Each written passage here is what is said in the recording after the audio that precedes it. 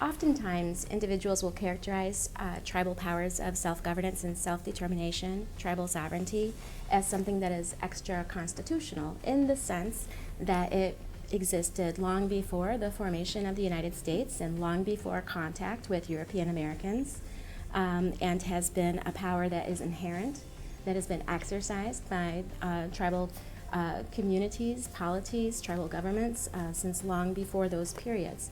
But I also want to emphasize that while tribal sovereignty is something that is not delegated by the United States, that is not a grant of authority by the United States, but rather is a power that tribes have always possessed, that it is not completely extra-constitutional either, because the Constitution also refers explicitly to Indian tribes and recognizes specifically in the Commerce Clause of the U.S. Constitution that Congress has the power to regulate commerce with the states, Indian tribes, and foreign nations. And so that's a very important provision in the U.S. Constitution that puts tribal governments on a par with states and foreign nations, both of which possess and exercise sovereignty themselves. And so in that sense, the U.S. Constitution does recognize tribes as governments with that power of self-determination.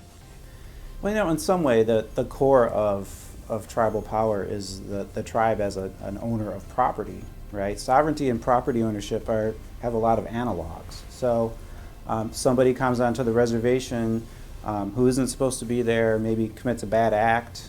The tribe has the power as a property owner and as a sovereign to remove that person from the reservation, right? That's the power to exclude. It's pretty fundamental, really, to any government and any property owner. There's a reason that tribes cut deals with outsiders who come onto the reservation. Part of the power to exclude is what we call the concomitant power to condition entry. So the tribe says, Dollar General, you can come on, but you got to consent to tribal jurisdiction. You got to follow our laws. And when you don't, we have powers over you that you've consented to. So one of the reasons that we list out several powers is that it turns out in the course of litigation involving Indian tribes, these are certain powers that directly affect, in many cases, how a federal or state court is going to decide a case. So let me give you an example, let's say, on the power to form a government. Let's say a tribal government consists exclusively of just 7 people who are called the tribal council. They may actually serve as the judiciary as well. This is pretty rare, but it does happen on occasion. And let's just say that the tribe's social service department has issued an order to remove a child from a tribal member's home because the child is in need of care, right? There's an emergency. And it's the tribal council serving as the tribal court who would sign off on that order.